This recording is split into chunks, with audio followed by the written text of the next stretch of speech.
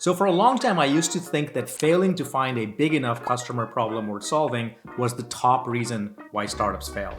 But I was wrong about this, and so in this video, I'm going to break down why I used to think this way, what changed my thinking, and how I now search for new and breakthrough ideas and the one thing I look for. Hi there, if you're new to this channel, my name is Ash Maurya. I'm an entrepreneur and author and the creator of the one-page business modeling tool, Lean Canvas. On this channel, I share systematic strategies and techniques for starting and growing a business. So why do startups fail? A quick online search will result in a list of reasons like this one. The problem with lists like this is that many reasons cited here are symptoms, not causes. Let's take the first one for instance, no funding or no money. While it's easy to blame a lack of money for getting stuck in a startup, many companies raise a lot of money and still fail.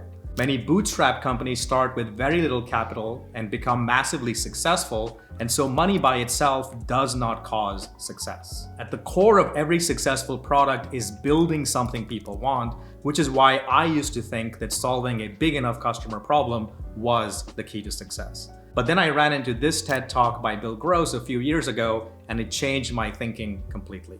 Bill is a serial entrepreneur and the founder of Idea Lab. In this talk, he describes how he studied hundreds of companies across 5 key factors: the quality of the idea, the quality of the team, the business model, funding, and timing. He expected the quality of the idea or team to rank at the very top, but to his surprise, he found that timing was the critical ingredient. In other words, the same idea with the same team, business model, and funding could succeed or fail depending on whether it was too early or too late to market.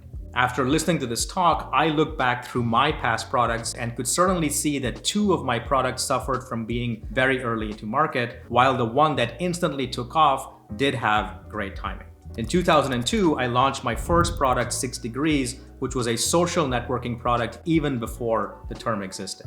Later that year, Friendster launched, followed by a dozen other companies. However, the company that managed to create the largest and most successful social network on the planet, Facebook, wasn't among them. They launched much later in 2004 and completely took over the market. By 2006, I had pivoted to a file sharing solution named Boxcloud. Similarly, when I launched, there were only a handful of other startups in the space until a couple of years later when Dropbox launched and stole the spotlight. The problem with my products wasn't a lack of a big enough problem worth solving, but timing. Then in 2009, I launched Lean Canvas, which took off almost instantly. This was followed by a best-selling book, Running Lean, and a year later, I started a new company, Lean Stack, which I still run to this day.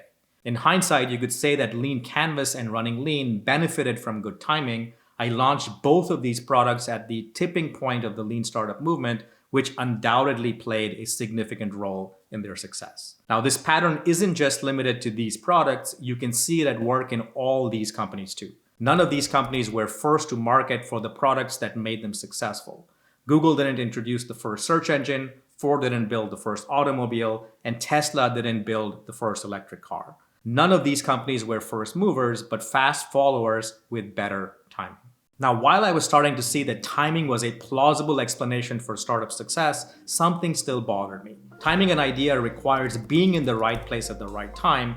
This felt largely random and dependent on luck, which meant it was out of our control. I started wondering if there was a way to intentionally increase a startup's luck, which led me to Naval Ravikant. According to Naval, there are 4 ways to get lucky. The first 3 are most applicable here, which is what I'm going to cover. First, you can simply stumble into blind luck. This is how we traditionally think of luck. It's also the least actionable way to get lucky and is not directly under our control. Second, you can increase your luck surface area through hustle or hard work. Working hard is a time-slicing hack that attempts to diversify the number of bets you place. The pitfall here is equating busy work with productive work. If you work hard on the wrong things, you simply keep yourself busy without increasing your luck. And finally, you can improve your luck by making good decisions.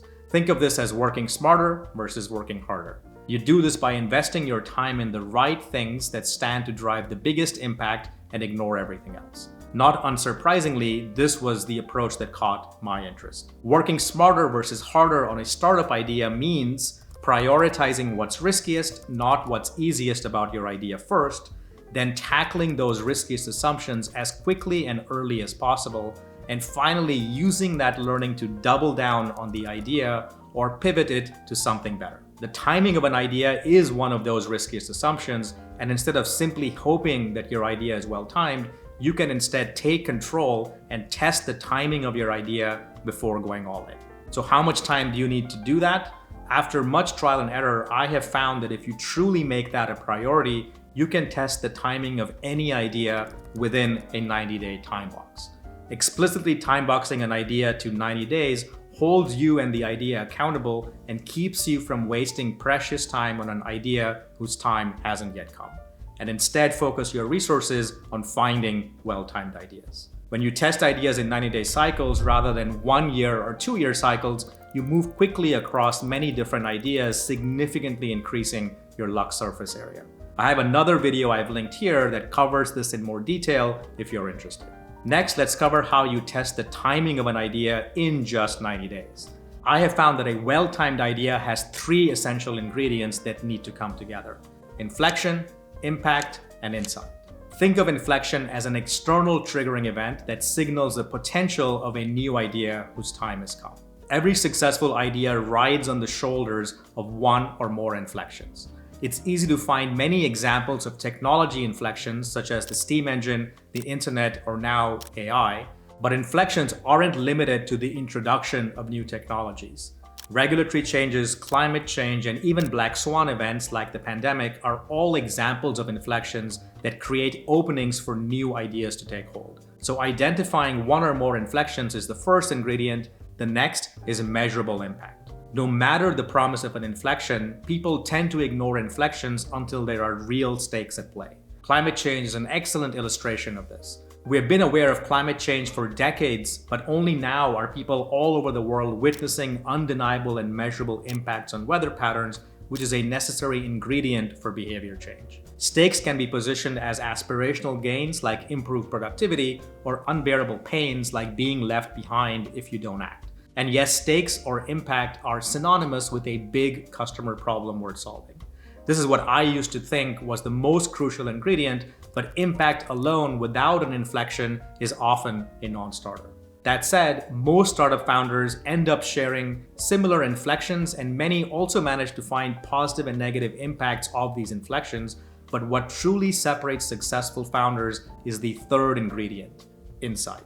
An insight is a new and often contrarian perspective or way of seeing the world that most other people don't yet see. Peter Thiel takes this concept even further in his book 0 to 1, in which he labels these insights as secrets. Like a good magic trick, secrets are simple and obvious in hindsight. The challenge is having the foresight to see them. To illustrate these concepts in action, let's apply them to my first social networking idea, 6 Degrees. My social networking idea was baked in multiple inflection points. In 2002, we were in the middle of a recession, and I had seen many of my friends lose their jobs and relocate to different cities in search of new jobs. I was in the same boat too. The telecom startup I was working for had just been acquired for a big 9-figure exit, and I had decided to leave and venture out on my own. I had also recently learned about the 6 degrees of separation concept, which is this idea that we are all connected by 6 or fewer social connections. Even though this is not an original idea, Duncan Watts, a professor at Columbia University, had just tested the concept in 2001 using an experiment he conducted over email. That's what inspired me to start building 6 Degrees as a web application. I, of course, was not alone. Like many of the other social networking founders, I believe that people wanted to be connected, but my secret at the time was that I thought they would also value their privacy. In other words, I didn't think people would openly share their social graphs and personal data on the internet. And so I went to great lengths to build a private social network. However, as other social networks proved out over time, this was a flawed insight. But even building a public social network wasn't enough. Even though Friendster and MySpace grew to millions of users, Facebook came from behind and started growing even faster. Mark Zuckerberg's secret was quickly recognizing that a social network wasn't about building a new social network, which is what these other companies were doing, but instead about moving existing social networks like those on college campuses online on the internet. Social networking wasn't about friending strangers, but deepening your existing relationship with friends. This sounds obvious in hindsight, which is a crucial characteristic of secrets. So how do you uncover a good secret? A strong belief or a leap of faith is a good start, but often isn't enough. Good insights are rooted in data and evidence, which lead to deep understanding of people's desires, wants, and fears, which is not something you can easily extract just at the surface level. In 2002, I didn't know how to uncover these insights without first building a product. The problem with first building a product is the sunk cost fallacy. Once you've built a product on a specific insight, pivoting to something different, while not impossible, is certainly a lot harder because you've invested lots of time, money, and effort into your idea.